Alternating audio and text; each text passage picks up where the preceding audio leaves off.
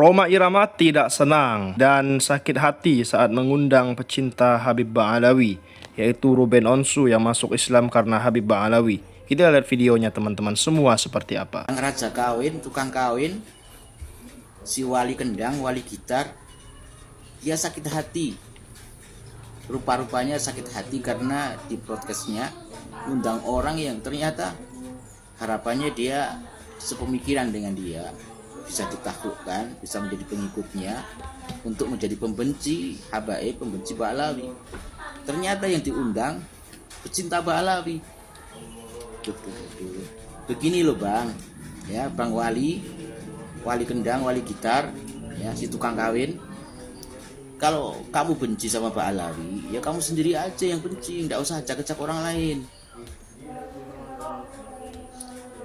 Kalau mau membatalkan nasab orang lain, bagaimana dengan nasab anak-anakmu? Ya, dengan nasab dirimu sendiri. Oke. Urusi aja keluargamu, nggak usah ngurusi nasab para habaib. Ya, para habaib tetap akan banyak pecintanya. Ya, masih banyak yang percaya bahwa Ba'alawi itu tersambung nasabnya kepada Kanjeng Nabi Muhammad Shallallahu Alaihi Wasallam. Kalau kamu tidak percaya itu, ya tidak usah ajak orang lain, tidak usah merovokasi orang lain untuk anti Ba'alawi. Ya, abang ini sudah tua, seharusnya berpikir bagaimana husnul khotimah. Ya, itu aja pesannya. Ya, tidak usah ajak orang lain untuk membenci nasab Ba'alawi. Salam Ba'alawi, salam para habaib, tetap terang benderang di Nusantara ini. Kita di TV nih, Pak Haji, kan kita sering ketemu sama Ustadz ini kan banyak tuh. Di situ sambil saya interview, sambil saya sebenarnya menilai yang siapa nih yang akan gue pilih untuk ngebimbing gue untuk mengenal Islam lebih jauh, gitu. Jadi akhirnya selama saya cari ini, dapatlah saya bertemu dengan Habib Usman. Oh, jadi mau anak buah Ba'alawi. Nggak apa-apa.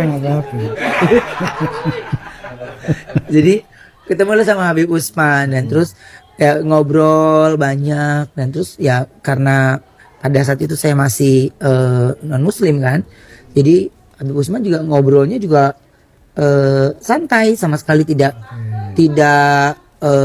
seperti guru gitu. Iya.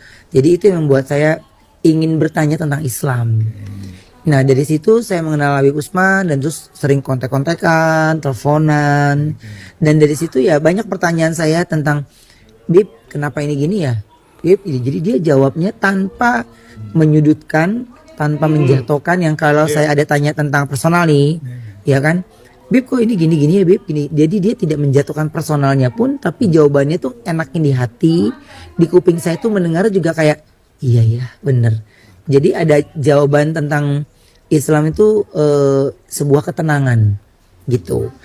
Nah sampai akhirnya saya memutuskan untuk muslim. Habib Usman juga kaget karena kan kita cuman biasa ngobrol bareng, kumpul bareng, tiba-tiba saya ngomong serius sama beliau karena selama saya berteman sama beliau, dia salah satu orang yang tidak pernah bilang kapan lu masuk Islam, gitu. Dia tuh nggak pernah ngucapin itu. Jadi kalau orang tren sekarang kan kapan login, gitu. Kalau sekarang kan gitu kan, dia sama sekali nggak pernah. Jadi ya dia berteman sama siapapun gitu. Jadi saya merasakan nyaman tentang hal itu. Jadi ya beliau menjawab pertanyaan saya tuh di saat dia tidak tahu saya ini lagi mempelajari Islam lebih jauh gitu. Sampai akhirnya saya bilang, Bib, saya sudah siap untuk masuk Islam.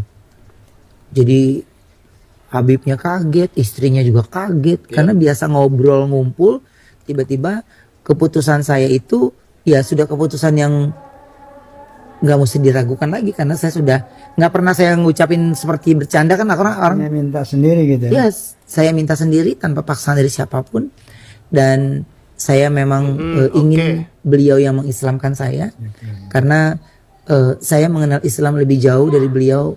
Ya, Islam itu sederhana, Islam itu banyak yang saya dapat tentang Islam, sehingga Yes. Ya, Assalamualaikum warahmatullahi wabarakatuh. Bismillah, alhamdulillah, wala hawla wala quwwata illa billah. Asyhadu an la ilaha illallah wahdahu la syarika lah. Wa asyhadu anna sayyidina wa nabiyyana Muhammadan abduhu wa rasuluhu alladzi la nabiyya ba'dah. Allahumma shalli ala sayyidina Muhammad wa ala ali sayyidina Muhammad, amma ba'du.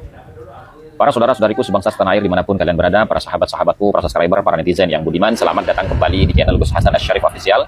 Semoga kita selalu dalam keadaan sehat jasmani dan rohani kita, dimudahkan segala urusan kita, dilancarkan rizki kita, dan diberkahi hidup kita fid dunya wa dunya wal akhirah. Amin Allahumma amin.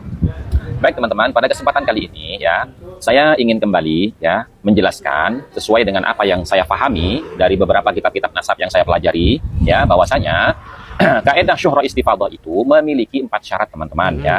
Jadi kalau seumpamanya Ba'alawi itu ya tidak memerlukan adanya verifikasi kitab sezaman yang menjelaskan bahwasanya Ahmad bin Isa itu memiliki anak bernama Abdullah ataupun Ubaidillah selain daripada yang disebutkan oleh kitab-kitab nasab di abad-abad yang sezaman atau mendekati zaman masa hidupnya Ahmad bin Isa, maka tentunya ya kenapa semua para ulama ahli nasab tidak menggunakan kaidah syuhra istifadhah di zaman itu untuk mencatat nasabnya Ba'alawi. Kan begitu teman-teman. Jadi kalau syuhra istifadhahnya itu sejak masa hidupnya Ahmad bin Isa, maka tentu ulama-ulama yang hidup sezaman dengan Ahmad bin Isa atau 1 abad setelah zaman hidupnya Ahmad bin Isa akan mencatat nama itu. Itu namanya syuhra istifadhah. Karena apa? Karena syuhra istifadhah ini menjadi rujukan utama di dalam menetapkan susunan nasab yang dicatat oleh para ulama-ulama ahli nasab. Ternyata ya dari abad keempat sampai abad ke-7 ya, itu tidak ada satupun sejarawan maupun ulama ahli nasab yang mencatat nama Abdullah ataupun Ubaidillah. Sejak kapan adanya Abdullah dan Ubaidillah itu? Kalau Abdullahnya itu diawali oleh sejarawan yang bernama Bahauddin Al-Janadi dalam kitabnya As-Suluk fi Tabaqatil Ulama'i wal Muluk. Sementara kalau Ubaidillah itu ya, itu disebutkan oleh Ali bin Abu Bakar Asy-Syakran dalam kitabnya Al-Burqa Al-Musiqa pada abad ke-9. Jadi, penyebutan nama Abdullah itu diawali dari abad ke-8 dari sejarawan yang bernama Al-Janadi. Kemudian penyebutan nama Ubaidillah itu ditulis oleh Ali bin Abu Bakar Asy-Syakran dalam kitab sastranya atau kitab yang berbicara tentang tasawuf, bukan kitab nasab, teman-teman. Gitu. Artinya apa? Artinya tidak ada syuhra istifadhah di dalam nasabnya Ba'alawi. Tidak ada syuhra istifadhah. Nah, yang ada apa? Yang ada itu adalah referensi catatan kitab-kitab sezaman dengan siapa? Ali bin Abu Bakar Asy-Syakran dan Al-Janadi. Itu yang menjadi rujukan gitu loh teman-teman ya. Nah, cuman karena ini bukan kitab nasab, kemudian kita cross check apakah informasi yang disampaikan oleh Al-Janadi yang kemudian dijadikan referensi oleh Ali bin Abu Bakar Asy-Syakran di dalam menyebutkan nama Ubaidillah itu sesuai dengan referensi yang ada di dalam kitab-kitab nasab yang mu'tamad dan mu'tabar. Ternyata tidak. Maka oleh karena itu nasabnya Ba'alawi tidak memenuhi syarat ya, tidak memenuhi syarat isbat nasab. Begitu teman-teman. Makanya tidak ada satupun nakobah internasional yang memberikan syahadah isbat nasab kepada silsilah nasab mereka atau pengakuan mereka. Kenapa? Karena tidak sesuai dengan kitab-kitab yang terdahulu ya. Nah, jadi begitu teman-teman. Artinya apa? Kalau nasab itu sudah syuhra istifadhah, maka pasti semua ulama ahli nasab itu dari zaman ke zaman itu akan mencatat nama tersebut berdasarkan kesyuhrohan dan keistifadhahannya. Karena apa? Karena syuhra istifadhah itu artinya apa? Syuhra itu dikenal di lingkungan internalnya, dan istifadhah itu terkenal sampai ke seluruh negaranya. Gitu loh teman-teman. Jadi, kalau seumpamanya mereka itu mengatakan bahwasanya Abdullah ataupun Ubaidillah itu sudah syuhra istifadhah, ya, otomatis ya, nakobah-nakobah internasional yang saat itu berfokus di Irak ya akan mencatat nama itu. Karena apa? Karena menurut sejarah internal Ba'alawi, Abdullah atau Ubaidillah itu lahirnya kan di Basrah, menikah di Basrah, kemudian punya anak Alwi dan Basri di Basrah sebelum hijrah ke Yaman. Nah, secara logika teman-teman ya, apa mungkin orang yang lahir di Basrah, orang yang pernah menikah di Basrah, kemudian memiliki anak di Basrah, tidak dikenal oleh ulama-ulama nasab, padahal ulama-ulama nasab di zaman itu semuanya banyak yang berkumpul di Baghdad atau di Basrah. Nah, itu logikanya teman-teman. Mudah-mudahan ini bisa difahami. Wallahul muwaffiq ila aqwamit thoriq. Wa lakum minkum. Wassalamualaikum warahmatullahi wabarakatuh. Seperti itu teman-teman semua ya. Jangan lupa subscribe MPH Channel. Terima kasih telah menonton video kali ini teman-teman. Bantu tembuskan 100.000 subscriber. Terima kasih. Assalamualaikum.